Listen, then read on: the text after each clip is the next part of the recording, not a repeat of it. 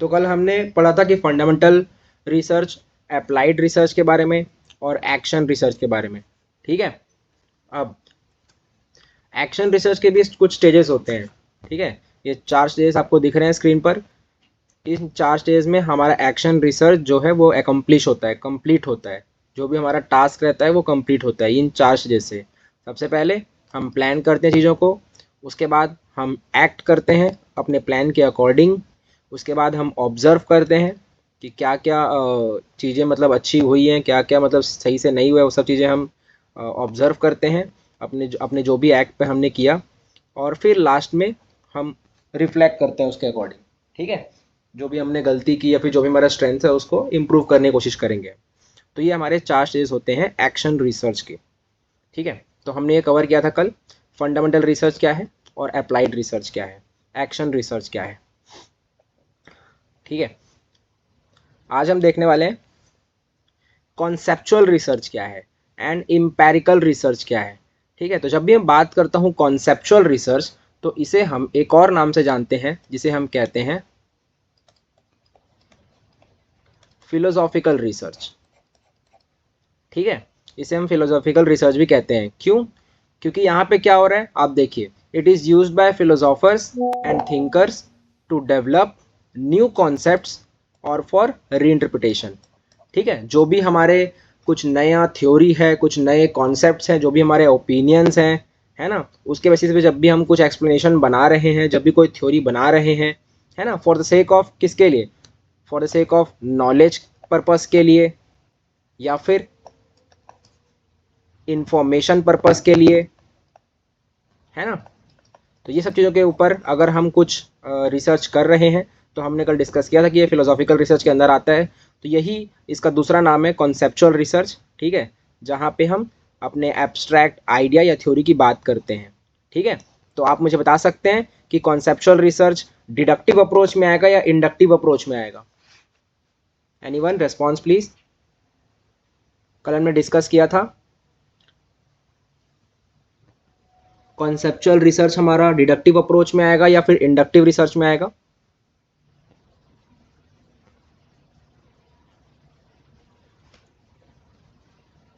Yes, माधुरी, Ajay, Nilesh sir, धीरज sir को बता सकते हैं हमें।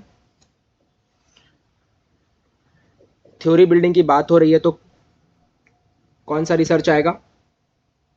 इंडक्टिव। इंडक्टिव। ठीक है, तो हमने कल डिस्कस किया था बहुत अच्छी तरह से कि यहाँ पे हम कोई रिजल्ट स्पेसिफिक नहीं जा रहे हैं। ठीक है, डिडक्टिव अप्रोच में क्या होता है, डिडक्टिव अप्रोच में हमने डिस्कस किया था कि यहाँ पे हम क्या जाते हैं, हम रिजल्ट स्पेसिफिक रहते हैं कि हमको रिजल्ट निकालना है, हम रिजल्ट के ऊपर ज़्यादा मतलब फोकस करते हैं। लेकिन जब भी बात होती है इंडक्टिव रिसर्च की, जिसे हम कहते हैं बॉटम टू टॉप अप्रोच, नीचे से ऊपर जाते हैं अपन, तो यहाँ पे क्या क्या, हाँ, यहाँ पे किसकी बात होती है, यहाँ पे बात होती है हमारी थ्योरी डेवलपमेंट की, यहाँ पे बात होती है हमारी एब्स्ट्रैक्ट्स आइडिया की, है ना। तो जो भी ये फिलोसॉफिकल थिंकिंग वगैरह आती है, ये सब किसके अंदर आती है, इंडक्टिव रिसर्च में। ठीक है, यहाँ पे ज़्यादा फोकस किया जाता है नया थ्योरी बिल्डिंग के ऊपर और उनका एक्सप्लेनेशन के ऊपर, बजाय इसके कि हम कोई स्पेसिफिक आंसर निकाल रहे हो, हम कोई स्पेसिफिक रिजल्ट की तरफ जा रहे हो। ठीक है, लाइकवाइज ये तो बात हुई कॉन्सेप्चुअल रिसर्च की। अगर मैं बात करूंगा एम्पेरिकल रिसर्च, तो यहाँ पे भी क्या हो रहा है, इट रिलाइज ऑन एक्सपीरियंस। ठीक है, और ऑब्जर्वेशन अलोन। ठीक है, तो जहाँ पे एक्सपीरियंस की बात हो रही है, ऑब्जर्वेशन की बात हो रही है, वहाँ पे किस किस क्या आ रहा है, एम्पेरिकल रिसर्च। ठीक है, in this the researcher must formulate a working hypothesis and it is based on experimental approach. ठीक है, अब आप मुझे बता सकते हैं कि एम्पेरिकल रिसर्च किसके अंदर आएगा, डिडक्टिव के अंदर आएगा या इंडक्टिव के अंदर आएगा? डिडक्टिव। ठीक है, डिडक्टिव के अंदर आएगा। क्यों? क्योंकि यहाँ पे क्लियरली आपको बता रहा है कि यहाँ पे कैसे जा रहे हैं अपन, हम यहाँ पे हाइपोथेसिस को फॉर्मुलेट करने की बात कर रहे हैं, हम यहाँ पर रिजल्ट निकालने की बात कर रहे हैं, हम यहाँ पर एक्सपेरिमेंटल रिसर्च की तरफ जा रहे हैं। तो जितने भी हमारे एक्सपेरिमेंटल रिसर्च होते हैं वो डिडक्टिव होते हैं, वो होते हैं रिजल्ट ओरिएंटेड। ठीक है, हम एक स्पेसिफिक रिजल्ट की तरफ जाते हैं। और जहाँ भी बात आती है इंडक्टिव रिसर्च की, थ्योरी बिल्डिंग की, तो वहाँ पे आपको कॉन्सेप्चुअल रिसर्च मिल जाएंगे, हिस्टोरिकल रिसर्च मिल जाएंगे, है ना, या फिर आप कह सकते हैं डिडक्टिव रिसर्च मिल जाएंगे। डिडक्टिव बोल रहा हूँ मैं, सॉरी, डिस्क्रिप्टिव रिसर्च मिल जाएंगे। तो ये सब चीज़ें आती हैं इंडक्टिव अप्रोच के अंदर। ठीक है, तो आप सभी को क्लियर होगा कि कॉन्सेप्चुअल रिसर्च या फिलोसॉफिकल रिसर्च और इंपेरिकल रिसर्च में क्या डिफरेंस है। ठीक है, लाइकवाइज जो हमारा डाटा होता है वो भी दो टाइप का होता है। ठीक है, स्ट्रक्चर्ड डाटा हो सकता है या फिर अनस्ट्रक्चर्ड डाटा हो सकता है। ठीक है, जो भी स्ट्रक्चर्ड डाटा वही होगा जो हमारे प्री डिफाइंड जो भी स्टैंडर्ड्स हैं उनको फुलफिल करता है, लेकिन यहाँ पे कोई स्टैंडर्ड को फुलफिल नहीं कर रहा है। ठीक है, ये सारे हमारे क्वांटिटिव मेजर्स होंगे। जो भी हमारा डाटा एकदम स्ट्रक्चर्ड रहेगा, यहाँ पे आप इजीली उसको सर्च कर सकते हैं, क्वेरी कर सकते हैं उसके अबाउट, है ना। लेकिन अगर मैं अनस्ट्रक्चर्ड डाटा की बात करूँ तो उसमें कोई परफेक्ट सीक्वेंस नहीं रहता है। ठीक है, कोई लॉजिकल स्ट्रक्चर नहीं होता है। ठीक है, तो यहाँ पे ये क्या हो जाता है, ये डिफिकल्ट हो जाता है आपको, मतलब एनालाइज करने के लिए, आपको मतलब सर्च करने के लिए। ठीक है, इसीलिए ये क्वालिटेटिव अप्रोच तक की तरफ चले जाता है। ठीक है, तो ये तो बात हुई हमारी स्ट्रक्चर्ड डाटा कैसा हो सकता है, दो टाइप का हो सकता है, स्ट्रक्चर्ड या फिर अनस्ट्रक्चर्ड। ठीक है, लाइकवाइज अगर हम आगे चलें,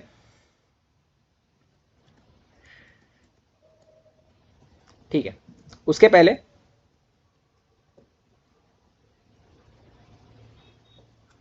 ठीक है, एक और टाइप का रिसर्च होता है जो भी हमने कल डिस्कस किया था, जिसे हम कहते हैं historical research.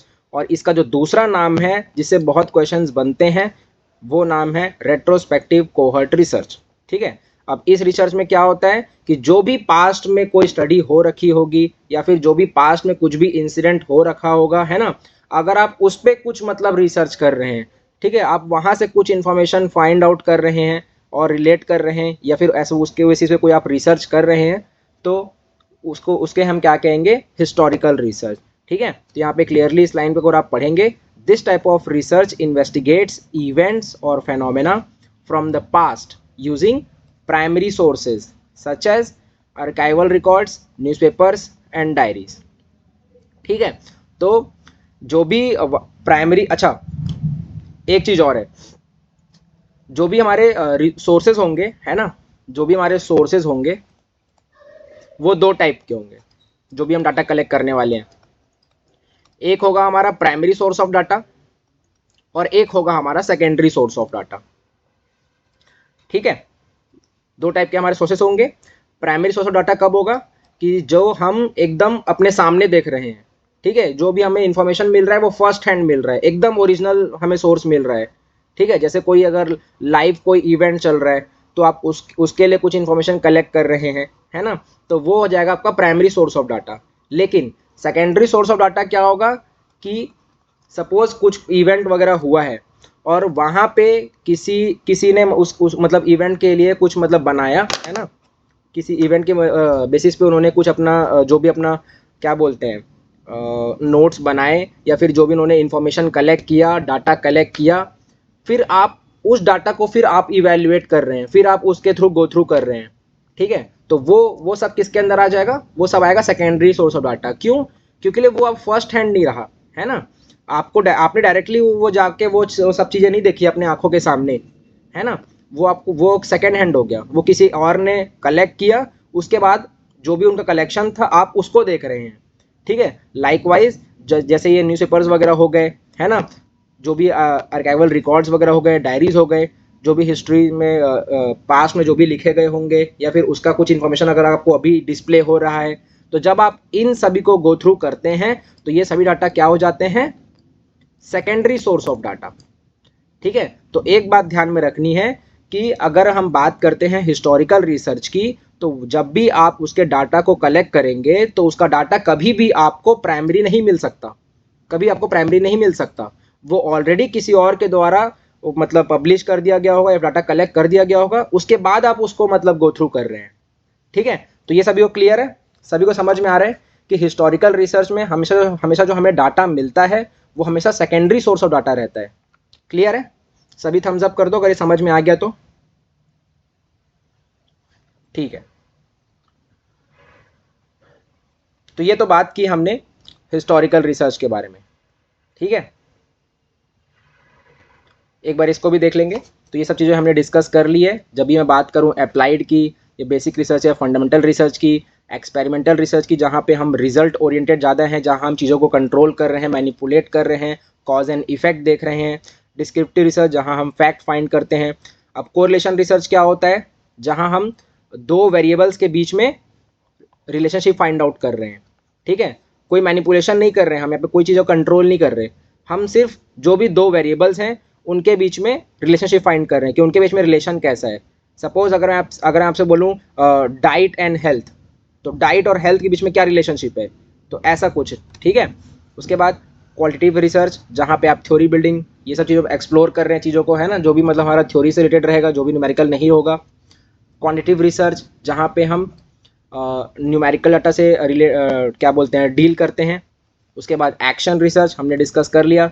Mix method research जहाँ पे क्वालिटेटिव अप्रोच भी यूज़ हो रही है, क्वांटिटेटिव अप्रोच दोनों यूज़ हो रही है साथ में। केस स्टडी रिसर्च जहाँ पे हम किसी पर्टिकुलर इवेंट या फिर पर्टिकुलर पर्सन या फिर किसी पर्टिकुलर सिचुएशन के ऊपर एकदम डीप एनालिसिस कर रहे हैं। क्रॉस सेक्शनल रिसर्च मतलब आप एक साथ बहुत सारे ग्रुप्स का डाटा कलेक्ट कर रहे हैं, इसके बारे में हम अभी डिस्कस करेंगे नीचे, ठीक है। सर्वे रिसर्च जहां आप सभी के ओपिनियंस ले रहे हैं, व्यूज़ ले कलेक्ट कर रहे हैं अपने डाटा के बेसिस पे। अपने डाटा के क्या बोलते हैं, अपने डाटा कैसे कलेक्ट कर रहे हैं आप, किसी के ओपिनियंस लेके, किसी के व्यूज़ लेके, तो वो हमारा सर्वे रिसर्च हो जाएगा। एथनोग्राफिक रिसर्च क्या हो गया, जब भी हम किसी कल्चर बिलीफ के ऊपर कोई रिसर्च करने वाले होते हैं, कुछ प्रैक्टिस करने वाले होते हैं, तो वो हमारा एथनोग्राफिक रिसर्च के अंदर आ जाता है। हिस्टोरिकल रिसर्च की हमने बात कर ही ली है, एंड एक्सप्लोरेटरी रिसर्च की भी हमने बात की थी, जब भी हम कुछ नया टॉपिक, कुछ नया फेनोमेना जो भी हमारा इंटरेस्ट के अकॉर्डिंग है ना, not for the sake of society, not for the जो भी हमारे इश्यूज चल रहे हैं सोसाइटी में उनके लिए नहीं, बल्कि रिसर्चर का कीन इंटरेस्ट है, मेरा इंटरेस्ट है, अगर मैं रिसर्चर हूँ तो उसके अकॉर्डिंग अगर मैं कोई टॉपिक का मतलब एक एक्सप्लोर कर रहा हूँ, तो वो सब आता है एक्सप्लोरेटरी रिसर्च के अंदर, ठीक है। तो ये सब तो बात हुई हमारी लगभग नॉन एक्सपेरिमेंटल रिसर्च की, है ना। अब हमने बात कर ली कि ये फिलोसॉफिकल रिसर्च क्या है, ठीक है। अब फिलोसॉफिकल रिसर्च के बिना कुछ टाइप्स हैं जो हम डिस्कस करने वाले हैं अभी, ठीक है, ठीक है। तो फिलोसॉफिकल रिसर्च की मैं बात करूं तो ये भी मतलब इसमें भी मतलब दो टाइप्स हैं इसके, एक है पॉजिटिविज्म और एक है कॉन्सेप्ट ऑफ पोस्ट पॉजिटिविज्म। अब इन दोनों में क्या है, ठीक है, तो जैसा कि हमने वहाँ पे डिस्कस किया था एक्सपेरिमेंटल रिसर्च और नॉन एक्सपेरिमेंटल रिसर्च के बीच में जो हमने डिफरेंस क्रिएट किया था कि जो एक्सपेरिमेंटल रिसर्च होता है वो ज़्यादा रिजल्ट ओरिएंटेड होता है, ठीक है, हम यहाँ पे रिजल्ट की तरफ फोकस रहते हैं।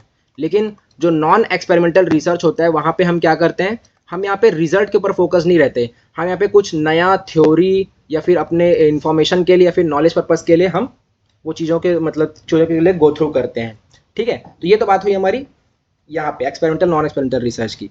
तो अगर मैं आपको पॉजिटिविज्म और पोस्ट पॉजिटिविज्म से इसको रिलेट करूँ तो इसमें लगभग सेम ही चीज़ें हैं, ठीक है। पहले के टाइम पे क्या होता था कि लोगों को क्या लगता था कि जो भी रियल रिसर्च है तो वो रियल रिसर्च ऐसा है कि जिसमें कोई फाइनल आपको आंसर निकल रहा हो, है ना। अगर अगर कोई भी रिसर्च में अगर आपको फाइनल आंसर निकल रहा हो तभी वो रिसर्च को मतलब रियल मानते थे। तो ऐसे जो कॉन्सेप्ट थे उनको हम कहते थे पॉजिटिविज्म, ठीक है, मतलब जहां पे आपका रिजल्ट ओरिएंटेड है, same like deductive approach, same like experimental research, ठीक है। और उनके अकॉर्डिंग पहले के जो रिसर्चर थे उनके अकॉर्डिंग ऐसा था कि अगर कोई रिसर्च हमारी रिजल्ट ओरिएंटेड नहीं है तो उन्हें हम किस में काउंट करते थे, उन्हें हम काउंट करते थे कि ये फेक मतलब रिजल्ट है या फिर मतलब खराब वाला रिसर्च है ये, ठीक है। तो उन्हें हम काउंट करते थे इसी के एकदम ऑपोजिट पोस्ट पॉजिटिविज्म, ठीक है। तो पॉजिटिविज्म में सेम अगर मैं रिलेट करूं तो एक्सपेरिमेंटल रिसर्च की तरह ये क्या होता है, ये होता है हमारा रिजल्ट ओरिएंटेड। और अगर मैं बात करूं पोस्ट पॉजिटिविज्म की तो यहाँ पे क्या होता है, ये कोई रिजल्ट ओरिएंटेड नहीं होता है, ठीक है। यहाँ पे आप चीज़ों को क्या कर रहे होते हैं, एक्सप्लोर कर रहे होते हैं, क्लियर है। सेम उसी की तरह है, एक्सपेरिमेंटल रिसर्च की तरह एंड नॉन एक्सपेरिमेंटल रिसर्च की तरह। तो एक बार हम इसको पढ़ लेते हैं, क्या लिखा है, positivism research focuses on the knowledge of facts gained through observation, ठीक है। Here the focus is on collecting data and interpreting it, ठीक है। आप डाटा को एनालाइज कर रहे हो, it in the most objective way as it appears, ठीक है। The researcher can't use his और हर सब्जेक्टिव इंटरप्रिटेशंस, मतलब रिसर्चर अपना कोई सब्जेक्टिव इंटरप्रिटेशंस नहीं यूज कर रहा है। क्या मतलब क्या है कि यहाँ पे कोई भी बायसनेस नहीं है ना, no biasness, free of any sort of biasness. ठीक है, जो जैसा है रिसर्चर उसको वैसे ही प्रेजेंट कर रहा है, इसीलिए हम इसे रिजल्ट ओरिएंटेड वाले चीजों में काउंट कर रहे हैं। Hence the findings in positivism are objective and quantifiable. मतलब ऑब्जेक्टिव मतलब क्या हो गया कि हमारा मेन ऑब्जेक्टिव क्या है कि हम रिजल्ट ओरिएंटेड जा रहे हैं, प्लस हम चीज़ों को मेजर कर सकते हैं, हम चीज़ों को मेजर कर सकते हैं। ठीक है, तो वही सेम चीज़ है जो भी हमने एक्सपेरिमेंटल रिसर्च में देखा था कि रिजल्ट की तरफ फोकस है मेन। आप डाटा को कलेक्ट कर रहे हैं, डाटा को एनालाइज कर रहे हैं, और किस तरफ जा रहे हैं आप, एक गोल की तरफ, है ना, वो जो है आपका रिजल्ट, उसकी तरफ जा रहे हैं आप। तो ये चीज़ यहाँ पे बताई गई है। एक बार इसके पॉइंट्स भी नोट डाउन कर लेते हैं अपन। Knowledge can be gain through experiences and by observing different elements of the world, है ना, तो जो भी हमने इम्पेरिकल रिसर्च में देखा था। ठीक है, उसके बाद it focuses on objectivity and quantifiability of results, जो भी हम मेजर कर सकते हैं, जो भी हम रिजल्ट ओरिएंटेड लेके जा रहे हैं। इट एम्फेसिस एम्पेरिसिज्म, जो भी हमारा एक्सपीरियंस के बेस पे हमने पढ़ा था अभी एम्पेरिकल रिसर्च में। Here inquiry relies on observable and measurable facts. ठीक है, हम चीज़ों को सिर्फ देख के कोई थ्योरी नहीं बना रहे, यहाँ पे हम चीज़ों को मेजर कर रहे हैं और रिजल्ट निकाल रहे हैं। मेन फोकस ये है। ठीक है, उसके बाद it is pre assume that knowledge can B obtained through senses. ठीक है, and it is related deductive approach. ठीक है, यही था डिडक्टिव अप्रोच जहाँ पे आप रिजल्ट ओरिएंटेड हो रहे थे, है ना, यही था डिडक्टिव अप्रोच जहाँ पे आप एक्सपेरिमेंटल रिसर्च को काउंट कर रहे थे। तो सेम वही है, कुछ डिफरेंस नहीं है। ठीक है, तो जब भी आप बात करेंगे पॉजिटिविज्म की तो यहाँ पे क्या होगा, यहाँ पे आप फैक्ट्स के ऊपर बात करने वाले हैं, यहाँ पे आप जो भी सच्चाई है उसके ऊपर फोकस करने वाले हैं, यहाँ पे आप डिडक्टिव अप्रोच के ऊपर फोकस करने वाले हैं, यहाँ पे आप न्यूमेरिकल डाटा जो आप मेजर कर सकते हैं, जो कि मेजर कर सकते हैं, क्वांटिफाई कर सकते हैं, उसके ऊपर फोकस करने वाले हैं। ठीक है, अब रही बात इसी का जो ऑपोजिट है, कॉन्सेप्ट ऑफ पोस्ट पॉजिटिविज्म, वहाँ पे क्या हो रहा है, यहाँ पे आप कोई रिजल्ट की तरफ फोकस नहीं कर रहे हैं। ठीक है, उसी के अपोजिट है, यहाँ रिसर्च कर रिजल्ट नहीं निकल रहा है ना, एंड दे स्टिल एग्जिस्ट। सो ऐसे लोगों की फिलोसफी को हम कहते हैं पोस्ट पॉजिटिविज्म। ठीक है, अब यहाँ पे क्या बात आती है, यहाँ पे बात आती है, हम यहाँ पे पढ़ते हैं एक बार। It focuses on interpretations that can be scientifically tested by using different methods and techniques. ठीक है, these are based on some specific assumptions and supportive actions. In contrast to positivism, post-positivism states that observations cannot be rely on perfectly because they are subjected to error. ठीक है, so post-positivists do not rely on sciences as pure solutions. ठीक, यहाँ पे कोई solutions निकल के आता नहीं है, and they believe that each source of information has errors. मतलब ये कहना चाह रहा है कि आप जो भी मतलब रिजल्ट निकालने वाले हैं, या यहाँ तो रिजल्ट नहीं निकलता है, लेकिन जो भी हमारे रिजल्ट निकलते हैं वो एकदम विदाउट एरर कुछ नहीं हो सकता, है ना, मतलब हर चीज़ों में कुछ ना कुछ थोड़ा बहुत ऊपर नीचे होता है, एकदम उसके ऑपोजिट चल रहे हैं, किसके, पॉजिटिविज्म के। ठीक है, एकदम ये पॉजिटिविस्ट के एकदम ऑपोजिट है। ठीक है, और यहाँ पे क्या है, it presumes that scientists are biased and subjective. ठीक है, ये कोई ऑब्जेक्टिव नहीं है यहाँ पे। The laws and theories can be tested using scientific methods. ठीक है, प्लस ये जाता है हमारा इंडक्टिव अप्रोच में।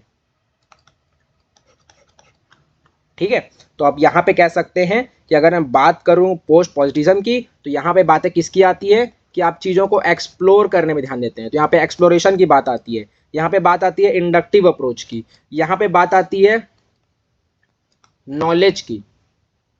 ठीक है, आप ये नोट डाउन करते जाएंगे, एकदम शॉर्ट में मैं यहाँ पे लिख रहा हूँ। यहाँ पे आप बात करते हैं कैटेगोरिकल डाटा की। ठीक है, वहां पे क्या हो रहा था, न्यूमेरिकल डाटा आपको मिल रहा था, यहाँ पे आपको न्यूमेरिकल डाटा मिल रहा था पॉजिटिविज्म में, यहाँ पे बात आ रही है कैटेगोरिकल डाटा की। ठीक है, तो ये सब चीजें आती हैं इसके अंदर, कॉन्सेप्ट ऑफ पोस्ट पॉजिटिविज्म। अब अगर हम ये वाला स्लाइड देख लेंगे तो हमें दोनों के बीच में जो डिफरेंस है वो एकदम क्लियर हो जाएगा अच्छे से। ठीक है, तो यही अगर आपके क्वेश्चंस बनते भी हैं तो ये वाले स्लाइड से ज़्यादा मतलब चांसेस हैं।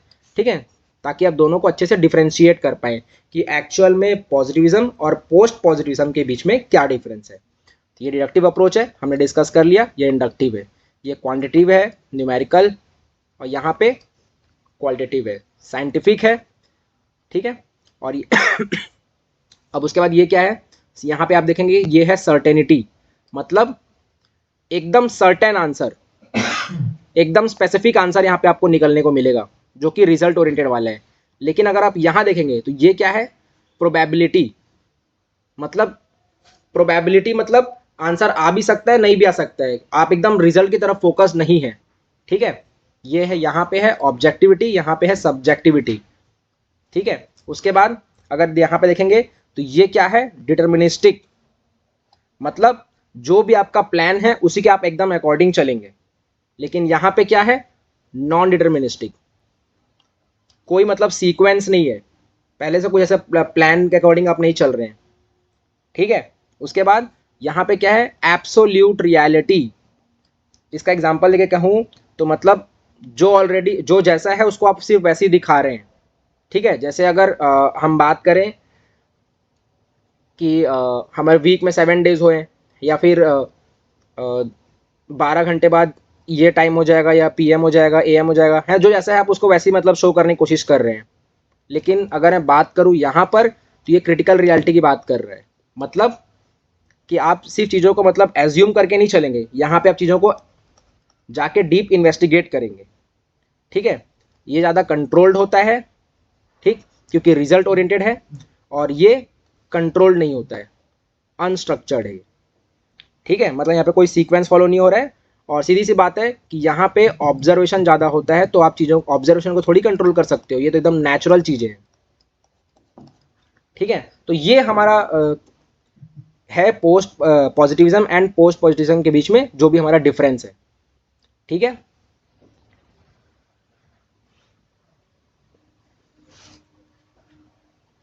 अब इसके बाद, ठीक है, हमने ये सब कवर कर लिया है, अब हम इसको देखते हैं, ठीक है। ये हमारा रह गया था, हम इसको देखते हैं। जब भी हम डाटा कलेक्ट करते हैं, जब भी हम कोई स्टडी करते हैं, तो हमारे पास ये 2 टाइप की स्टडी होती है, ठीक है, ये जिसे हम डाटा को कलेक्ट कर सकते हैं। ये हमारे 2 टाइप के मेथड्स होते हैं, एक होता है क्रॉस सेक्शनल स्टडी और एक होता है लॉन्गिट्यूडनल स्टडी। अब इन दोनों के बीच में क्या डिफरेंस है, तो जब भी मैं बात करता हूँ क्रॉस सेक्शनल स्टडी की, ठीक है, तो यहाँ पे क्या होता है कि आप डिफरेंट ग्रुप्स का, सपोज ये ग्रीन वाले अगर ए हो गए, ये वाले ब्लू वाले बी हो गए, और ये रेड वाले या पिंक वाले सी हो गए, ठीक है। तो आप जो डिफरेंट ग्रुप्स है उनका डाटा एक ही टाइम पे कलेक्ट कर रहे हैं, ठीक है। अगर मैं डिफरेंट ग्रुप्स का जो डाटा है, मैं अगर एक ही पॉइंट में अगर मैं कलेक्ट करूं डाटा को, एक ही सैंपल बना के, ये मेरा एक सैंपल बन गया। अगर मैं यहाँ पे कोई बड़ा सा पॉपुलेशन होगा, उसका मैंने सैंपल निकाला, है ना, तो उसमें मेरे पास अगर डिफरेंट ग्रुप्स आ गए, ए ग्रुप आ गया, बी ग्रुप आ गया, है ना, सी ग्रुप आ गया, तो मैं क्या कर रहा हूँ कि तीनों ग्रुप हैं मेरे अलग अलग ग्रुप हैं, जिसके अलग अलग कैरेक्टरिस्टिक्स हो सकते हैं, ठीक है। ये हो सकता है स्टूडेंट हो सकता है, ये टीचर हो सकता है, या फिर ये कोई कुछ और हो सकता है ना। तो मैं इन तीनों ग्रुप क्या कर रहा हूँ, एक ही टाइम में कलेक्ट कर रहा हूँ। इंपॉर्टेंट बात ये है, एक ही टाइम में डाटा कलेक्ट कर रहा हूँ। तो उस टाइप की स्टडी को हम क्या कहते हैं, उस टाइप के डिज़ाइन को हम क्या कहते हैं, क्रॉस सेक्शनल स्टडी। लाइकवाइज अगर मैं लॉन्गिट्यूडनल स्टडी की बात करूँ, तो यहाँ पे आप क्या कर रहे हैं, एक ही ग्रुप का डाटा आप कलेक्ट कर रहे हैं डिफरेंट टाइम जोन में। सपोज अगर मैंने ए ग्रुप का डाटा कलेक्ट किया आज, उसके बाद मैं फिर से वापस ए ग्रुप का डाटा कलेक्ट करूंगा कल, और उसके बाद वापस मैं ए ग्रुप का डाटा कलेक्ट करूंगा संडे को, ठीक है। तो आप ऐसे क्या कर रहे हैं, यहाँ पर डिफरेंट टाइम पर आप एक ही ग्रुप का डाटा को कलेक्ट कर रहे हैं, ठीक है। तो आप ये वाला स्लाइड देख सकते हैं। क्रॉस सेक्शन स्टडी में क्या हो रहा है, डाटा आप कलेक्ट कर रहे हैं डिफरेंट ग्रुप का एक ही टाइम पर, लेकिन यहाँ पर 3 टाइम जोन है और ग्रुप एक ही है। एक ही ग्रुप का आप यहाँ पे बार बार डाटा कलेक्ट कर रहे हैं। तो सभी को समझ में आया क्रॉस सेक्शनल स्टडी और लॉन्गिट्यूडनल स्टडी के बीच में? रेस्पॉन्स प्लीज, सभी थम्स अप कर दो अगर समझ में आ गया तो। ठीक है,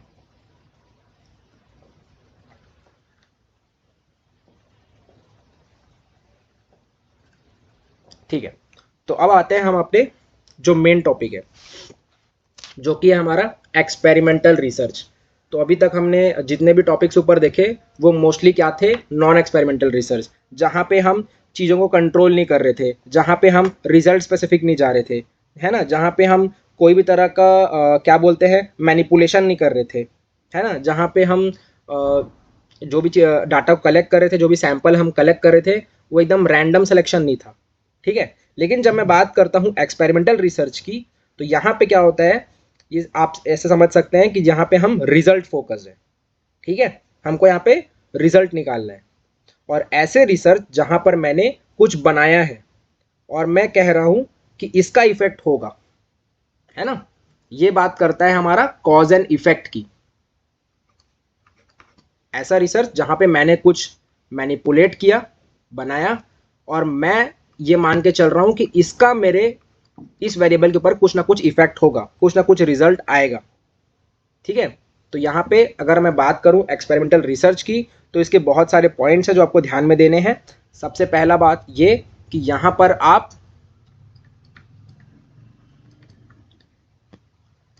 जो वेरिएबल्स होते हैं वो आप डिफाइन करते हैं, आप यहाँ पे वेरिएबल्स लेते हैं, ठीक है। हमने पढ़ा है ऊपर, वेरिएबल्स हमारे दो टाइप के हैं, independent variable and dependent variable, ठीक है। जो भी चीज़ों को कॉज कर रहा है, जिसकी वजह से कोई इफेक्ट आ रहा है, वो है हमारा इंडिपेंडेंट वेरिएबल, और जिस पे इफेक्ट आ रहा है वो है हमारा डिपेंडेंट वेरिएबल, ठीक है।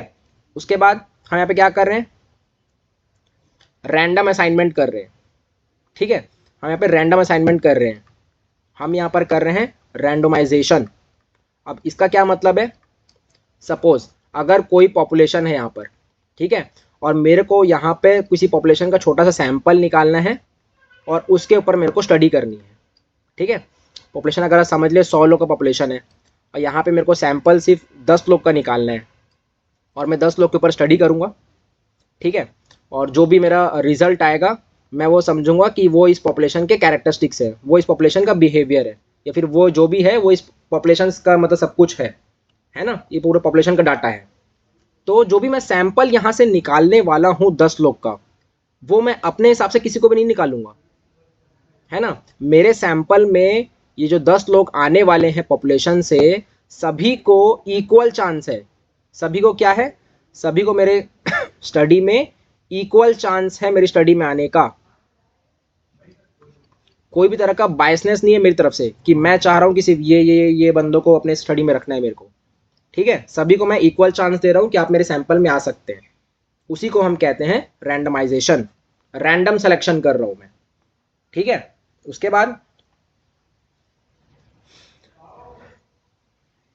ठीक है, उसके बाद independent treatment variable that can be applied to an experimental group and dependent variable that can be measured in all groups, ठीक है। तो वही बात किया यहाँ पे, इंडिपेंडेंट वेरिएबल और डिपेंडेंट वेरिएबल। तो हम क्या करते हैं, हम दूसरा एक स्लाइड ले लेते हैं और वहाँ एक बार अच्छे से इसको डिफाइन कर लेते हैं कि एक्सपेरिमेंटल जो हमारा डिज़ाइन है, रिसर्च है, उसके अंदर हम क्या क्या चीज़ें ऑब्जर्व करते हैं, ठीक है।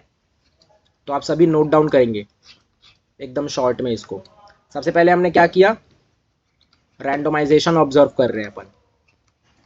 उसके बाद हमने क्या देखा, यहाँ पे हमें कॉज एंड इफेक्ट देखने को मिल रहा है, ठीक है। कॉज एंड इफेक्ट देखने को मिल रहा है जहाँ पे हमारे दो वेरिएबल्स हैं, independent variable and dependent variable, ठीक। उसके बाद यहाँ पे हम मैनिपुलेशन करते हैं, यहाँ पे हम क्या करते हैं, मैनिपुलेशन, ठीक है। यहाँ पे कैसे करते हैं मैनिपुलेशन, कि हमारा जो भी इंडिपेंडेंट वेरिएबल होता है ना, उसको हम अपने अकॉर्डिंग मैनिपुलेट करते हैं, उसको हम अपने अकॉर्डिंग मैनिपुलेट करते हैं और देखते हैं कि उसका क्या रिजल्ट आ रहा है हमारे डिपेंडेंट वेरिएबल के ऊपर, ठीक है। तो मैनिपुलेशन यहाँ आप कर सकते हैं। सिंस आप मैनिपुलेशन कर रहे हैं तो मतलब आप कंट्रोल अच्छे से कर रहे हैं, कंट्रोल यहाँ पे ज़्यादा होता है, आप चीज़ों को कंट्रोल कर सकते हैं एक्सपेरिमेंटल रिसर्च में। उसके बाद हमने देखा कि रैंडमाइजेशन है तो कोई भी तरह का बायसनेस नहीं है, तो आप लिख सकते हैं नो बायसनेस, अनबायस्ड है ये, ठीक। उसके बाद ठीक है, और ये मोस्टली होता है क्वांटिटेटिव, ठीक है। तो इसको आप नोट डाउन करेंगे। तो ये हमने बात की एक्सपेरिमेंटल रिसर्च के क्या क्या कैरेक्टरिस्टिक्स हैं, ठीक है। अब एक और चीज हम डिस्कस करने वाले हैं, ठीक है। अब एक्सपेरिमेंटल जो हमारा रिसर्च होता है, एक बार आप यहाँ देखेंगे तो वो भी हमारा ये 3 टाइप का दिख रहा है आपको, 3 या 4 टाइप का, pre experimental, true experimental and quasi experimental. ठीक है, हम मेनली इन 3 टाइप को लेके चलते हैं। चौथा एक स्टैटिस्टिकल वाला, जिसमें आपको सिर्फ ध्यान में रखना है कि ये इसके 3 पार्ट्स हैं, randomise blocks, Latin square and factorial design. ठीक है, बाकी हम जो फोकस करने वाले हैं अपने एक्सपेरिमेंटल रिसर्च डिज़ाइन के ऊपर, वो ये 3 टाइप के डिज़ाइन के ऊपर। ठीक है, तो जब भी मैं एक्सपेरिमेंटल रिसर्च डिज़ाइन की बात करता हूँ तो यहाँ पे हम करने की कोशिश क्या करते हैं कि हाँ, यहाँ हम 2 ग्रुप लेने की कोशिश करते हैं। ठीक है, एक होता है हमारा एक्सपेरिमेंटल ग्रुप और एक होता है हमारा कंट्रोल ग्रुप। ठीक है, हम 2 टाइप का ग्रुप यहाँ पे लेते हैं। ठीक है, अब यहाँ पे हम एक्चुअल में करने क्या वाले हैं, हम यहाँ पर 2 ग्रुप इसलिए लेते हैं, सिर्फ हमारा एक ही वो मोटो है, एक ही हमारा मेन मोटो है कि हम इन क्या करेंगे, जो भी हमारे ये भी हमारे सैंपल होंगे, है ना, जो भी हमारे सैंपल होंगे उनको हम 2 ग्रुप में डिवाइड कर लिया। ठीक है, एक एक्सपेरिमेंटल ग्रुप और एक कंट्रोल ग्रुप। ठीक है, हम 2 ग्रुप क्यों ले रहे हैं वो भी जान लेते हैं। क्यों? क्योंकि हम यहाँ पे करने वाले हैं इन दोनों के बीच में कंपैरिजन। हम कंपेयर करेंगे, इनका जो भी रिजल्ट आने वाला है हम उन दोनों को कंपेयर करेंगे और ये जानेंगे कि दोनों के बीच में डिफरेंस आ रहा है या नहीं आ रहा है। ठीक है, अगर दोनों के बीच में डिफरेंस आ रहा है तो हमें समझ में आएगा कि हमारे ट्रीटमेंट का सच में कोई फर्क पड़ा है या नहीं पड़ा है। ठीक है, अब आप खुद ही सोचो कि अगर आप सिर्फ एक ग्रुप लेते हो, है ना, अगर आप सिर्फ एक्सपेरिमेंटल रिसर्च कर रहे हो, अगर आप सिर्फ एक्सपेरिमेंटल ग्रुप लेके चलते हो, है ना, तो यहाँ पे आप पता नहीं लगा पाओगे कि भाई एक्चुअल में मेरा परफॉर्मेंस बढ़ा या घटा। क्यों? क्योंकि यहाँ पे आपको कंपैरिजन करने के लिए कोई और चीज़ है ही नहीं, कोई और ग्रुप है ही नहीं।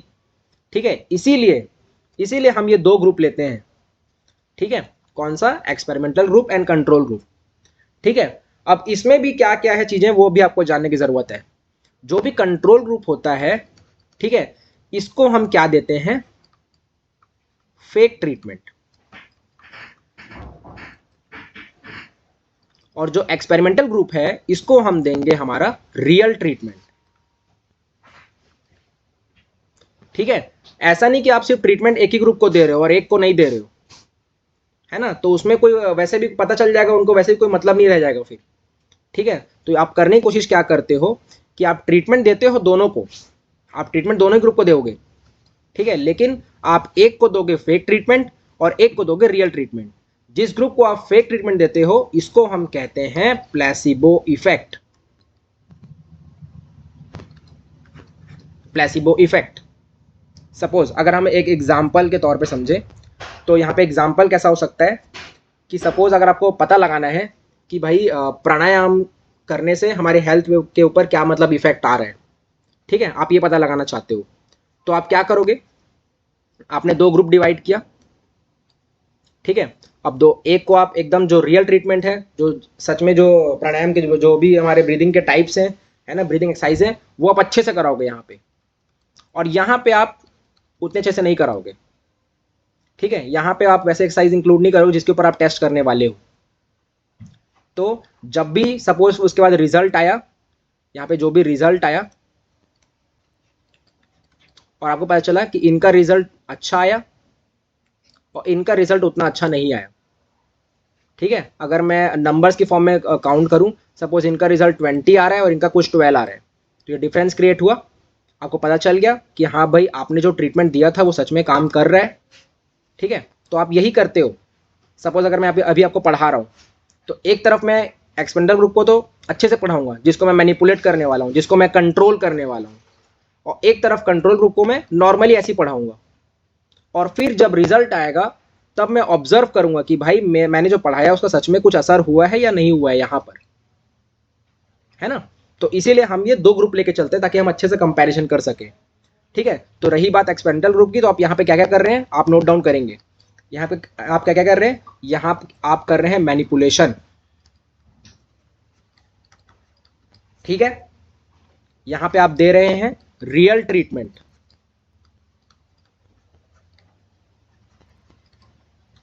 ठीक है, क्लियर है सभी को? अब आप मुझे बता सकते हैं कि इन दोनों में से जो रिसर्चर होता है वो किसको कंट्रोल कर सकता है, किसको कंट्रोल करता है? एनीवन?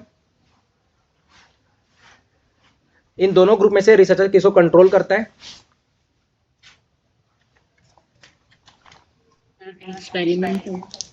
ठीक है, क्लियर है सभी को? हमारा कंट्रोल किसकी तरफ है? एक्सपेरिमेंटल ग्रुप की तरफ। ठीक है, हम इन्हीं को मैनिपुलेट कर रहे हैं और इसी को कंट्रोल कर रहे हैं। कोई भी ये मत देखना कि कंट्रोल ग्रुप है तो इसको कंट्रोल करेंगे, नहीं, हमारा जो कंट्रोल रहता है मेन वो एक्सपेरिमेंटल ग्रुप की तरफ ही रहता है। ठीक है, तो ये तीन आपको चीजें ध्यान में रखनी है एक्सपेरिमेंटल ग्रुप की। लाइकवाइज जो कंट्रोल ग्रुप रहता है वहां पे हम क्या करते हैं, वहां पे हम देते हैं फेक ट्रीटमेंट, जिसे हम कहते हैं प्लेसिबो इफेक्ट। प्लेसिबो इफेक्ट मतलब आप उनको फेक ट्रीटमेंट देते हैं। ठीक है, अगर आप ये वाला स्लाइड देखेंगे, हाँ ये प्लेसिबो इफेक्ट। ठीक है, एक्चुअल में आप किसी सैंपल को रियल ट्रीटमेंट नहीं दे रहे हो, लेकिन उनको लग रहा है रियल ट्रीटमेंट दे रहे हो। ठीक है, अब प्लेसिबो इफेक्ट भी हमारा दो टाइप का होता है, एक है सिंगल ब्लाइंड और एक है double blind. Sorry, single blind क्या है? सिंगल ब्लाइंड वहां पर जहां पर जो भी आपके सैंपल में जो भी आपके पार्टिसिपेंट्स हैं उनको नहीं पता कि वो किस में है, वो रियल वाले ट्रीटमेंट में है या फेक वाले ट्रीटमेंट में है, तो वो हो गया सिंगल ब्लाइंड। लेकिन ऐसी जगह जहां पर रिसर्चर को भी नहीं पता और आपके पार्टिसिपेंट्स को भी नहीं पता कि वो दोनों कौन से ग्रुप में हैं, एक्सपेरिमेंटल ग्रुप में है या कंट्रोल ग्रुप में है, रियल वाले ट्रीटमेंट वाले ग्रुप में है या फेक ट्रीटमेंट वाले ग्रुप में है। तो सभी को समझ में आया single blind and double blind के बीच में क्या डिफरेंस है? सभी थम्स अप कर दो, समझ में आ गया तो? सिंगल पता नहीं। सिंगल ब्लाइंड वो हो गया हमारा जहां पर पार्टिसिपेंट्स को नहीं पता कि वो एक्चुअल में एक्सपेरिमेंटल ग्रुप में है या कंट्रोल ग्रुप में है, उनको एक्चुअल में रियल ट्रीटमेंट मिल रहा है या फिर फेक ट्रीटमेंट मिल रहा है। लेकिन यहां पर रिसर्चर को भी नहीं पता कि कौन से ग्रुप में है और पार्टिसिपेंट को भी नहीं पता कौन से ग्रुप में है। क्लियर है? क्लियर है? ओके, अब आप मुझे बता सकते हैं कि इन दोनों में से किसमें एकदम बायसनेस कम होगी और किसमें हमारा रिजल्ट बहुत अच्छा आने वाला है, सिंगल ब्लाइंड या डबल ब्लाइंड? एनीवन? इन दोनों ही टाइप्स में किसमें हमारा रिजल्ट अच्छा आने वाला है, किसमें हमारा बायसनेस बहुत कम होगा और किस कंडीशन में हमारा बायसनेस बहुत ज़्यादा होगा और रिजल्ट अच्छा नहीं आएगा? एनीवन? ट्राई करो।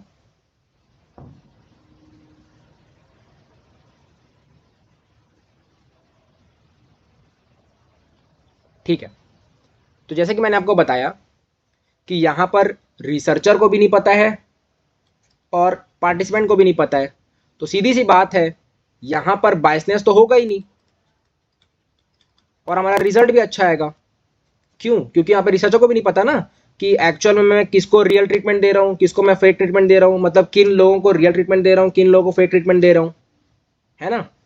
मेरे को एक्चुअल में नहीं पता कि कौन कौन से मेरे पार्टिसिपेंट्स इस ग्रुप में हैं तो हाँ मैं इनको अच्छा ट्रीटमेंट दूंगा, और कौन से मेरे पार्टिसिपेंट्स फेक ग्रुप में हैं तो मैं इनको अच्छे से ट्रीटमेंट नहीं दूंगा। वो तो जैसा उनको उसको इंस्ट्रक्शन मिला है ऊपर अथॉरिटी से कि हाँ भाई ये वाला ग्रुप तुम्हारे सामने है, इसको आप रियल ट्रीटमेंट दो, और ये वाला ग्रुप आपके सामने है, इनको आप फेक ट्रीटमेंट दो। ठीक है, एक्चुअल में उसको नहीं पता कि कौन से मेंबर्स उसके इस साइड है, कौन से मेंबर्स उसके उस साइड है। तो इसीलिए जो डबल ब्लाइंड वाली कंडीशन होती है, ये यहाँ पे आपका रिजल्ट बहुत अच्छा आता है, ये होती है रिजल्ट इफेक्टिव वाला फेज, रिजल्ट इफेक्टिव वाला टाइप। क्लियर है? सभी को क्लियर है? थम्स अप कर दो। ओके, तो ये तो बात हुई हमारी प्लेसिबो इफेक्ट की। ठीक है, और यहाँ पे हमने बात कर ली इसके बारे में कि एक्चुअल में भाई ये सब प्रोग्राम, ये जो भी एक्टिविटी हो रही है वो क्या कैसे हो रही है। ठीक है, अब हम बात करने वाले हैं इन तीनों के बीच में, pre experimental, true experimental and quasi experimental. ठीक है, तो एकदम अगर मैं शॉर्ट में यहाँ पे बताऊं तो ये जो ट्रू एक्सपेरिमेंटल है, यहाँ पे एक्सपेरिमेंटल रिसर्च के सारे कंडीशंस क्या होंगे? फुलफिल होंगे। अब एक्सपेरिमेंटल रिसर्च के सारे कंडीशंस क्या क्या है हमारे? ये सारे ये सारे कंडीशंस हमारे फुलफिल होंगे। कहाँ पर? ट्रू एक्सपेरिमेंटल डिज़ाइन में। उसके बाद अगर मैं प्री एक्सपेरिमेंटल डिज़ाइन की बात करूँ तो यहाँ पर क्या होगा, यहाँ पे आपके सारे कंडीशंस और यहाँ पे आपके सारे कंडीशंस फुलफिल नहीं होंगे। ठीक है। काजी एक्सपेरिमेंटल में क्या होता है, ये तो समझ लो सबसे वीकेस्ट डिज़ाइन होता है, इसमें बहुत सारे कंडीशंस हमारे फुलफिल नहीं होते हैं एक्सपेरिमेंटल रिसर्च डिज़ाइन के। और काजी एक्सपेरिमेंटल रिसर्च डिज़ाइन क्या है, इसे हम कहते हैं काजी, मतलब क्या होता है, हाफ, आधा, मतलब यहाँ पर रैंडमाइजेशन नहीं है, बस यहाँ पर सिर्फ रैंडमाइजेशन नहीं है, बाकी सारे कंडीशंस जो भी एक्सपेरिमेंटल रिसर्च डिज़ाइन के वो फुलफिल होने वाले हैं। ठीक है, तो तीनों के बीच में आपको डिफरेंस समझ में आ रहा है? थम्स अप कर दो एक बार। ठीक है, तो इसके बाद हम, अब आप ये वाला एक बार स्लाइड देख ले कि क्या क्या सिंबल क्या क्या रिप्रेजेंट कर रहा है। वो आपको क्या है, जो भी आप ऑब्जर्वेशन या मेजरमेंट लेने वाले हैं। एक्स क्या है, जो भी आप ट्रीटमेंट देने वाले हैं। ईजी हमने बात कर लिया एक्सपेरिमेंटल ग्रुप की, जहाँ पे आप सच में ट्रीटमेंट देंगे रियल वाला। कंट्रोल ग्रुप, जहाँ पे आप फेक ट्रीटमेंट देने वाले हैं। आर मतलब रैंडम असाइनमेंट। और एम समझ लो एक वैल्यू है जो कि ईजी और सीजी को बैलेंस करने का कोशिश करता है। ठीक है, इसका उतना ज़्यादा यहाँ पे काम आता नहीं है। चलिए अब हम एक एक करके देखते हैं ये सारे टाइप्स को। ठीक है, तो सबसे पहले प्री एक्सपेरिमेंटल डिज़ाइन। तो हमने बात की अभी कि प्री एक्सपेरिमेंटल डिज़ाइन में क्या क्या चीज़ें हैं, कि ये सबसे हमारा वीकेस्ट डिज़ाइन माना जाता है। उन तीनों में से सबसे वीकेस्ट डिज़ाइन माना जाता है हमारा प्री एक्सपेरिमेंटल डिज़ाइन। क्यों? क्योंकि अभी बहुत सारे कंडीशन आपके फुलफिल नहीं होंगे। और एक्चुअल में ये जो प्री एक्सपेरिमेंटल डिज़ाइन, या नाम से ही आपको समझ में आ रहा होगा, ये हम करते क्यों हैं? जो भी हम मेन एक्सपेरिमेंट रिसर्च करने वाले हैं उसके पहले हम एक जो होता है ना पायलट स्टडी, मतलब सिर्फ टेस्ट करने के लिए हम करने वाले हैं। पायलट स्टडी का क्या मतलब है? पायलट स्टडी का क्या मतलब होता है कि मेन काम करने से पहले एक छोटा सा टेस्ट टाइप का आप कुछ कर रहे हैं, प्री टेस्ट टाइप का आप कुछ कर रहे हैं। ठीक है, तो सेम वही यहाँ पे काम आता है प्री एक्सपेरिमेंटल डिज़ाइन में। जो भी आप मेन टेस्ट करने वाले हैं, एक्चुअल में वो आप कैसे करने वाले हैं, किस तरह से करने वाले हैं, उसका आप एक बार आइडिया लगा लेते हैं प्री एक्सपेरिमेंटल डिज़ाइन में। एक बार आप पायलट स्टडी कर लेते हैं। ठीक है, तो यहाँ पे इसीलिए ये वीकेस्ट माना जाता है। क्यों? क्योंकि यहाँ पे बहुत सारे कंडीशन आपके फुलफिल नहीं होने वाले हैं। ठीक है, प्लस यहाँ पे जो आपका सैंपल साइज होता है, यहाँ पे आपका जो सैंपल साइज होता है वो बहुत छोटा होता है। ठीक है, क्योंकि आप पायलट स्टडी कर रहे हैं, यहाँ पे कोई मेन स्टडी यहाँ पे कर नहीं रहे हैं, आप सिर्फ टेस्ट करने के लिए कर रहे हैं कि आप क्या कर पाओगे क्या नहीं कर पाओगे, है ना, आइडिया ले रहे हैं एक तरह से। तो सिंस इतनी सारी चीज़ें हैं इसके अंदर, है ना, स्मॉल सैंपल है, वीकेस्ट डिज़ाइन है, बहुत सारी चीज़ें हैं, तो इसीलिए यहाँ पे जो कंट्रोल होता है रिसर्चर का वो हो जाता है बहुत कम, और बायसनेस होती है वो यहाँ पे बढ़ जाती है। तो ये पॉइंट्स आपको ध्यान में रखनी है। प्लस यहाँ पे कोई रैंडमाइजेशन भी नहीं है, यहाँ पे लिखा है एब्सेंस ऑफ रैंडम असाइनमेंट, तो ये भी नहीं है, ये भी आपको ध्यान में रखना है। सिंगल ग्रुप है, मतलब समझ लो आपको कंपैरिजन के लिए कोई ग्रुप ही नहीं मिल रहा है, तो आप कैसे रिजल्ट निकालोगे कि हाँ भाई मेरा जो मैंने जो भी ट्रीटमेंट दिया है वो सच में कुछ काम करेगा या नहीं करेगा, है ना। कंट्रोल ग्रुप ही नहीं है और रैंडमाइजेशन नहीं है। तो ये सारे पॉइंट्स क्लियर है हमें प्री एक्सपेरिमेंटल डिज़ाइन के। अब हम इसके डिज़ाइन देख लेते हैं कि डिज़ाइन यहाँ पे कैसे कैसे है। सबसे पहला डिज़ाइन हमारे सामने है one shot case study design. आपने क्या किया, आपने सीधा ट्रीटमेंट दिया और उसको मेजर कर लिया। ठीक है, ट्रीटमेंट दिया और रिजल्ट निकाल लिया, मेजरमेंट कर लिया उसका कि भाई मेरे ट्रीटमेंट का उसमें क्या असर हुआ है। अब इसमें बहुत सारी चीज़ें हैं, ना तो आपने यहाँ पे 2 ग्रुप लिया है, अब ड्रॉबैक है, डिसएडवांटेज है, तो इसीलिए वीक माना जा रहा है ये। ना तो यहाँ पे आपने प्री टेस्ट लिया है कि भाई पहले उसकी क्या कंडीशन थी, आपको थोड़ी पता है पहले से क्या कंडीशन थी, क्या पता उसकी पहले कंडीशन अच्छी हो और उसमें ज़्यादा चेंज आया ना हो यहाँ पे। ठीक है, रैंडमाइजेशन तो है ही नहीं, कंट्रोल भी नहीं है ज़्यादा क्योंकि आपके पास 2 ग्रुप ही नहीं है। ठीक है, तो ये सारी चीज़ यहाँ पे फॉल्ट है इसकी। तो ये होता है हमारा one shot case study design. सबसे पहला जहाँ पे आपने ट्रीटमेंट दिया, अपना जो भी ट्रीटमेंट आप देने वाले हो, जो भी एक्सरसाइज आप कराने वाले हो, और उसके बाद आपने मेजर कर लिया, दैट्स इट। इतना ही ध्यान रखना है आपको, सिर्फ आपको ये ज़्यादा यहाँ पे बातें ध्यान नहीं रखनी है इसकी, आपको सिर्फ ये डिज़ाइन याद रहना चाहिए बस। उसके बाद one group pre test post test design, ठीक है। अब यहाँ पे ये इससे थोड़ा बेहतर है, वन शॉट से थोड़ा सा बेहतर है। क्यों? क्योंकि यहाँ पे आप प्री टेस्ट कर रहे हैं, प्री टेस्ट कर रहे हैं। पहले आपने ऑब्जर्वेशन लिया किसी चीज़ की, किसी ग्रुप का, उसके बाद आपने अपना ट्रीटमेंट दिया और उसके बाद आपने फिर से उसको टेस्ट कर लिया। तो एटलीस्ट आपको पता चल जाएगा कि भाई मेरे जो ट्रीटमेंट दिया उसमें क्या इफेक्ट आ रहा है। लेकिन अभी भी बहुत सारी कमियां हैं, ना तो आपके पास रैंडम असाइनमेंट है, ना तो आपके पास कंट्रोल ग्रुप है ना, तो बहुत सारी चीज़ें हैं, तो इसीलिए अभी भी वीक है ये।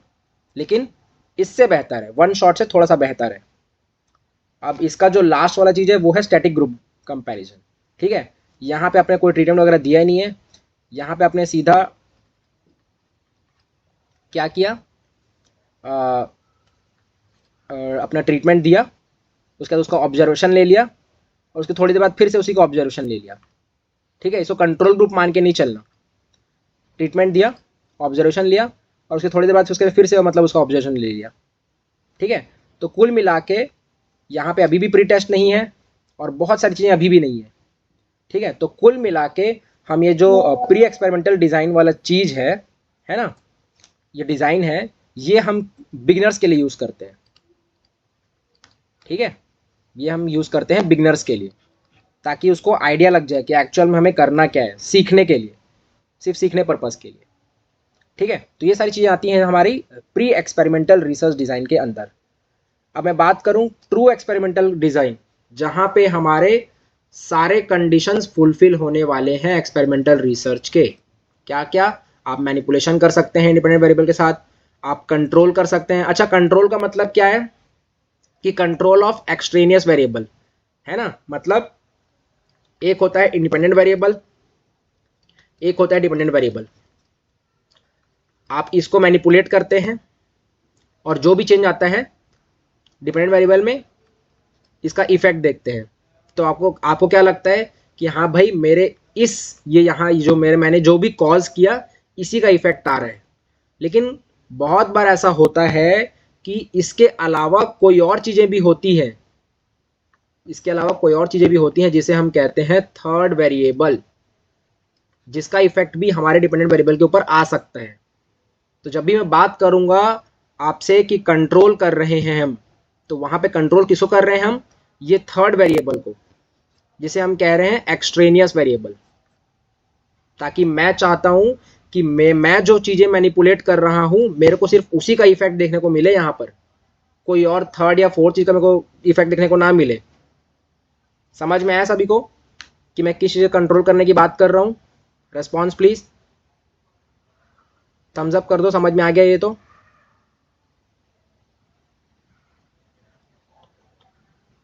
ठीक है। एंड लास्ट में रैंडमाइजेशन, ठीक है। अब हम देखते हैं इसके एक टाइप्स। सबसे पहला टाइप है ये post test only control group design, ठीक है। यहाँ पे रैंडम असाइनमेंट कर रहे हैं आप, अच्छी चीज़ है, लेकिन यहाँ पे आप एक चीज़ मिसिंग है। क्या है वो मिसिंग?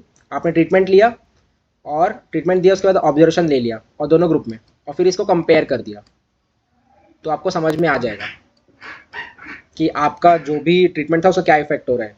लेकिन यहाँ पे एक चीज़ अभी मिसिंग है, वो क्या है? प्री टेस्ट, जिसकी वजह से ये उतना इफेक्टिव डिज़ाइन नहीं है, ठीक है।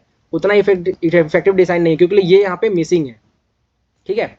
अब इसके बाद आता है हमारा pre test post test control group design, ठीक है। अब ये थोड़ा उससे इफेक्टिव है। क्यों? क्योंकि यहाँ पे हमारा प्री टेस्ट भी हो रहा है, ट्रीटमेंट भी हो रहा है, एंड देन पोस्ट टेस्ट भी हो रहा है, ठीक है। तो यहाँ पे समझ लो सारी कंडीशंस हमारी फुलफिल हो रही है सारी कंडीशन फुलफिल। तो ये हमारा इस वाले से थोड़ा सा बेस्ट माना जा रहा है, ठीक है। अब इससे भी जो सबसे अच्छा डिजाइन होता है ट्रू एक्सपेरिमेंटल डिजाइन में, वो है हमारा सोलोमन 4 ग्रुप डिजाइन, ठीक है। ये मैं इसको बेस्ट क्यों कह रहा हूं? क्योंकि यहां पे आप देखेंगे कि दो एक्सपेरिमेंटल ग्रुप, दो कंट्रोल ग्रुप। इसका मतलब क्या हुआ? पहले आप सिर्फ 2 ग्रुप लेके चल रहे थे, ईजी एंड सीजी, आप सिर्फ 2 ग्रुप का कंपैरिजन कर रहे थे एक दूसरे से। अब यहां पे क्या होगा? आपका कंपैरिजन बहुत बढ़ जाएगा। जब कंपैरिजन आप बहुत ज़्यादा करोगे तो आपका रिजल्ट भी अच्छा आएगा, रिजल्ट भी आपका अच्छा आएगा, है ना। तो जब भी हमारा ये कंपैरिजन बढ़ जा रहा है कि हाँ भाई इस कंट्रोल ग्रुप है, इस कंट्रोल ग्रुप से भी कंपैरिजन, इधर से भी कंपैरिजन, इधर से भी कंपैरिजन, तो हमारा कंपैरिजन बहुत बढ़ गया क्योंकि हमारे ग्रुप्स हमारे अब 4 हो गए। ठीक है, तो यहाँ पे जो हमें इस जो डिज़ाइन में हमें जो एविडेंस मिलने वाला है, हमें जो सबूत मिलने वाले हैं, वो ज़्यादा अच्छे होंगे, वो ज़्यादा इफेक्टिव होंगे, है ना। हमें यहाँ पर कॉन्फिडेंस भी ज़्यादा होगा हमारे रिजल्ट के ऊपर कि हाँ भाई मेरे ही कुछ ट्रीटमेंट का इफेक्ट मेरे को देखने को मिल रहा है। ठीक है, समझ में आ रहा है सभी को, क्लियर है। ये इसके एडवांटेज होंगे और ये सबसे अच्छा डिज़ाइन माना जाता है हमारा एक्सपेरिमेंटल, ट्रू एक्सपेरिमेंटल डिज़ाइन में, और पूरे एक्सपेरिमेंटल ये पूरे डिज़ाइन में सबसे अच्छा डिज़ाइन। ठीक है, लेकिन इसके कुछ ड्रॉबैक्स भी हैं। अब इसके ड्रॉबैक्स क्या हो सकते हैं, इसके डिसएडवांटेज क्या हो सकते हैं कि कंट्रोल थोड़ा कम हो सकता है क्योंकि इतनी सारी मतलब कॉम्प्लेक्सिटी बहुत ज़्यादा है ना, ये बहुत ज़्यादा कॉम्प्लेक्स हो जा रहे हैं, तो आपको कंट्रोल करने में आसान नहीं होगा, थोड़ा डिफिकल्ट होगा आपको कंट्रोल करने में। प्लस टाइम भी ज़्यादा लगने वाला है, ये भी डिसएडवांटेज है। प्लस कॉस्ट भी ज़्यादा लगने वाला है, पैसे ज़्यादा लगेंगे, प्लस आप जो भी रिसोर्सेज यूज़ कर रहे हो वो भी बहुत ज़्यादा लगेंगे, है ना। तो इसी कंडीशन से कभी कभी हम इसे इनइफेक्टिव डिज़ाइन भी कहते हैं। ठीक है, क्या कहते हैं, इनइफेक्टिव डिज़ाइन, इस कंडीशंस की वजह से। सिर्फ हम इसको डिज़ाइन की वजह से ऐसा कह रहे हैं, बाकी ये हमारा अच्छा डिज़ाइन है सबसे।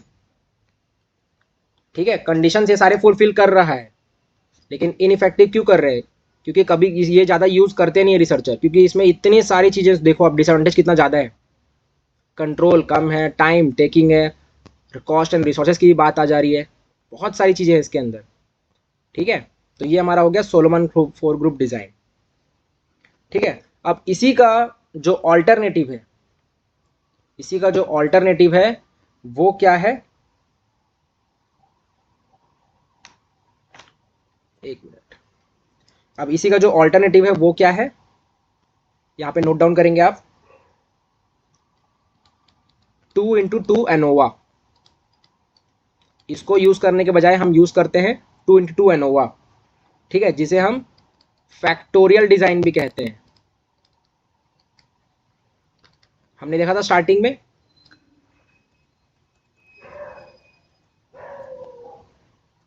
दिख रहा है आपको यहाँ पे फैक्टोरियल डिजाइन, इसी का ऑल्टरनेटिव है। ठीक है, सोलोमन का।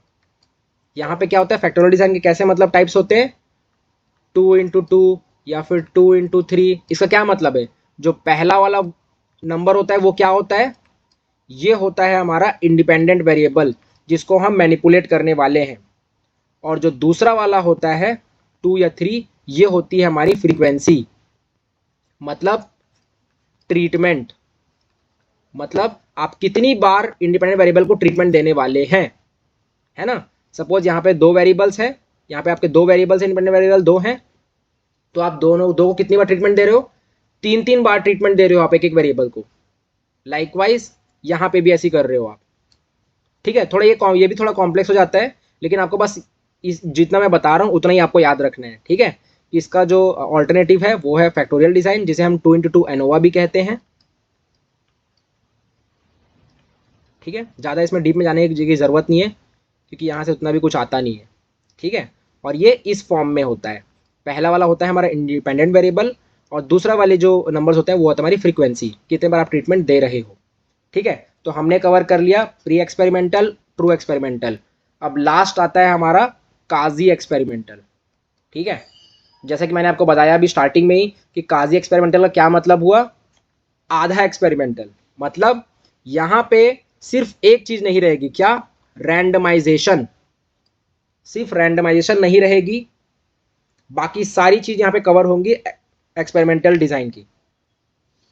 ठीक है, सिंस रैंडमाइजेशन नहीं रहेगा, और यहाँ पर क्या एक और चीज क्या नहीं रहती है, रैंडमाइजेशन नहीं है तो नो कंट्रोल ओवर, ये आप नोट डाउन करेंगे, इंपॉर्टेंट स्टेटमेंट है ये, no control over extraneous variable.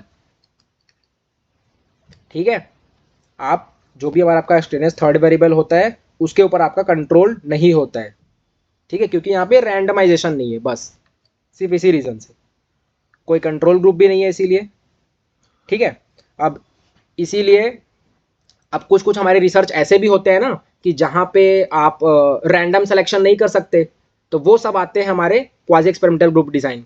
जैसे अगर मैं आपको एग्जांपल के तौर पे समझाऊं, ठीक है, अगर आपको रिसर्च करनी है कि जो भी डायबिटीज़ पेशेंट्स हैं उनके ऊपर, या फिर आपको रिसर्च करनी है कि जो भी बीमार लोग हैं उनके अगर मैं उनके ऊपर कोई मेडिसिन या फिर कोई ड्रग अगर मैं उनको देता हूँ, यूज़ करता हूँ उनको ट्रीट करने के लिए, तो क्या वो इफेक्टिव होगा या नहीं होगा, है ना। तो इस केस में क्या होगा, इस केस में आप पूरे पॉपुलेशन को तो पूरे पॉपुलेशन से आप सैंपल तो ले नहीं सकते, आपको सिर्फ जो लोग बीमार हैं उन्हीं लोग से आप सैंपल लोगे, है ना।